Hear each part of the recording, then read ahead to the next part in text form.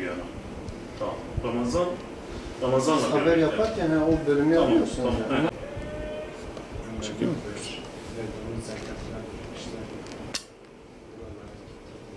Size bilançoyu veririz.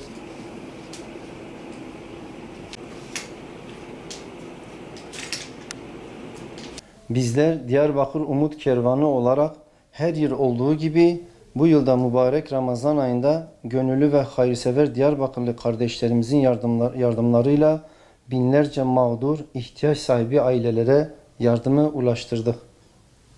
Buna göre Diyarbakır merkezde ikamet eden 1544 aileye toplamda 139.414 TL tutarında gıda, giyim, kırmızı et ve beyaz et yardımı yaptık. Ayrıca 768 Suriyeli mülteci ailelere de toplamda 86.541 TL tutarında gıda, giyim ve et yardımı yapılmıştır. Toplamda ise Ramazan ayından bu yana 2312 aileye 225.950 TL tutarında yardım yapılmıştır.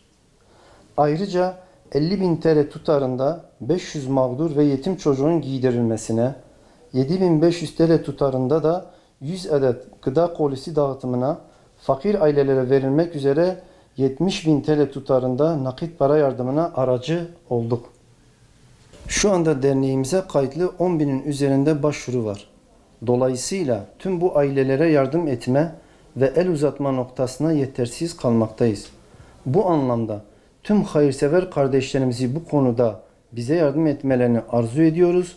Bu vesileyle mübarek Ramazan ayında binlerce aileyi sevindirme noktasında bize maddi imkan sunan tüm Diyarbakır hayırsever kardeşlerimizden Allah razı olsun diyor. Yaptıkları yardım inşallah kendilerine ahiret yatırımı olur.